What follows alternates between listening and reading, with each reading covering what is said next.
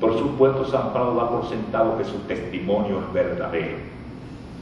Es decir, eso significa que era algo que se conocía realmente. Epimenides era de un lugar cercano a Corinto, y Pablo anduvo por esos lugares y parece que se mencionaba. Mucha de la fama de algunas ideas en la antigüedad y de algunas expresiones se han podido sacar por la frecuencia con que se alude a ellas. Por ejemplo, ¿cómo sabe uno que Protágoras fue importante? Señores, ¿por qué es que se repitió tanto en la antigüedad lo de que el hombre es las medidas de las cosas, de todas las cosas, de las que son en tanto que son y de las que no son en tanto que no son? Que evidentemente debió ser un personaje muy importante, a pesar de que su tratado sobre la verdad desapareció.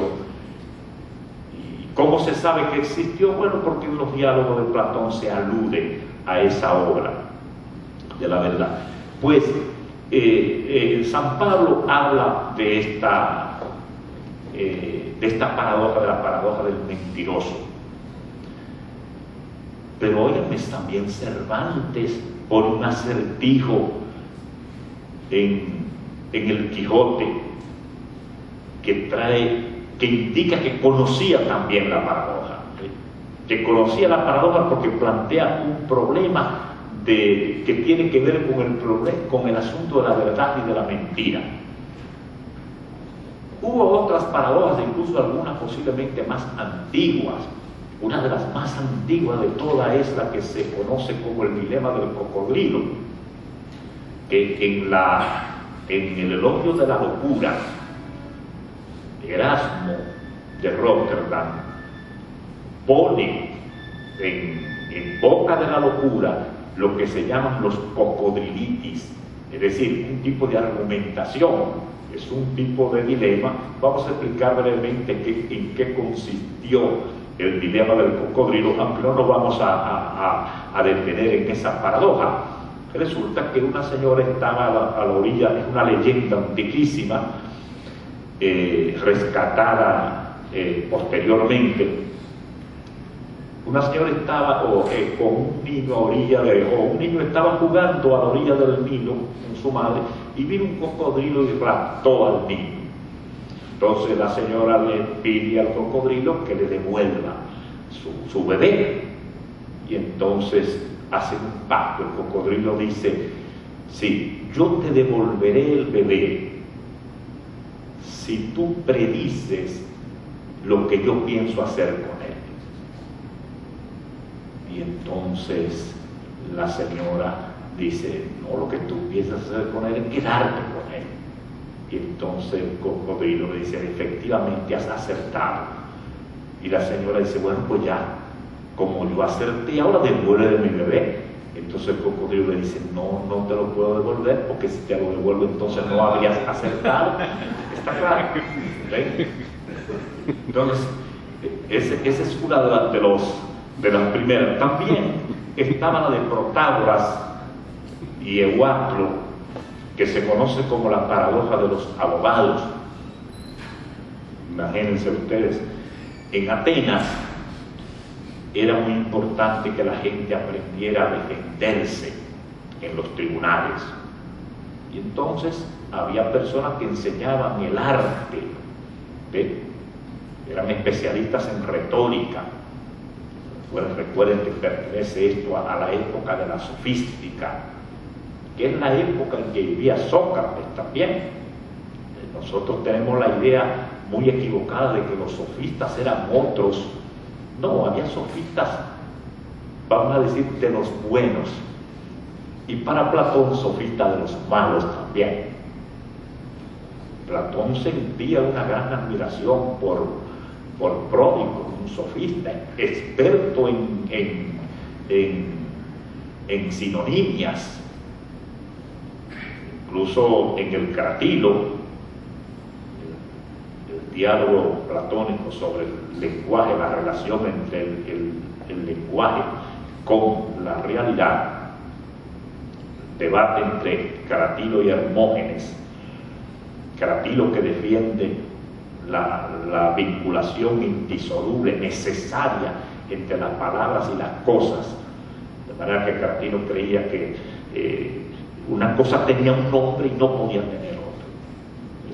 Hermógenes, en cambio, decía que no, que los nombres habían sido inventados por un nomenclador, por alguien que le ponía nombre a las cosas, y que era arbitrario eso. Y ponía como ejemplo su propio nombre. Hermógenes es descendiente de Hermes, rico y luminoso, y resulta que Hermógenes era pobre y apagado. Entonces dicen, mi nombre no tiene que ver nada.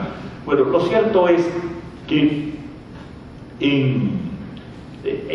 para esa época había mucho debate acerca del lenguaje, del papel de la retórica, y Pródico fue maestro de Sócrates, pero resulta que cobraba mucho, y Sócrates dice que nada más pudo asistir a una de las lecciones de Pródico.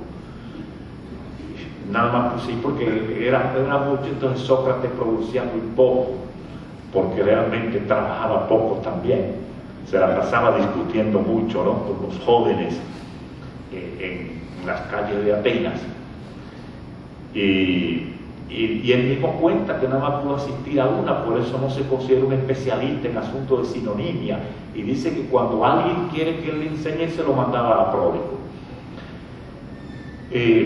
Pero Pródico era admirado por ellos como un sofista bueno. Entonces Protágoras, en cambio, pues era respetado. En cambio, Gorgias y otros sofistas, Hipias, Eutidemo y Dionisodoro, que son dos hermanos, a los que Platón le dedicó un diálogo. El Eutidemo es famoso porque Platón trata de ridiculizar lo que hacen los sofistas.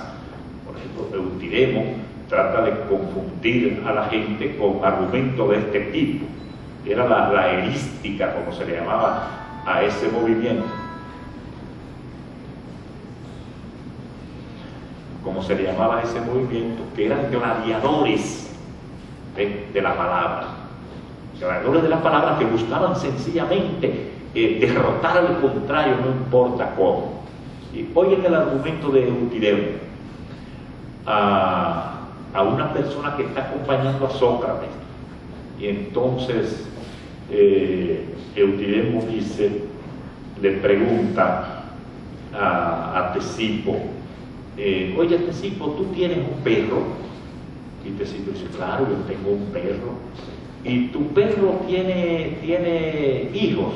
Sí, claro, tiene unos cuantos cachorros. Entonces tu perro es padre, ¿sí?, y es tuyo. Entonces es padre y tuyo, por tanto el perro es tu padre y los cachorros son tus hermanos. Padre y tuyo significa que es tu padre. ¿Ves? Y lo mismo hizo con Sócrates. Trató de ridiculizar a Sócrates diciendo, bueno, vamos a ver, Sócrates, dos cosas, una cosa que es diferente de otra, pues por supuesto no puede ser igual. Entonces hay una persona que es padre, entonces Sofronisto, que es el padre de Sócrates, es diferente de esa otra persona, entonces no puede ser el padre de Sócrates. Entonces Sócrates o no tiene padre o es hijo de esa otra persona.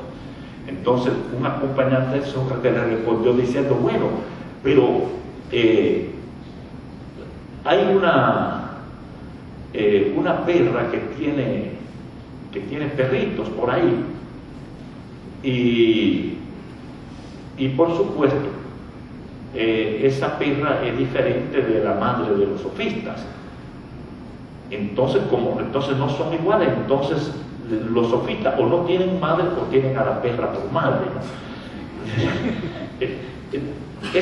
Pero estas eran, ¿cómo se dice?, discusiones acerca del uso de la argumentación para confundir. Pero el argumento de Protágoras fue más serio. Protágoras cobraba por enseñar, algo que molestaba mucho a Platón. Ustedes saben que Platón pertenecía a la aristocracia y además consideraba, bueno,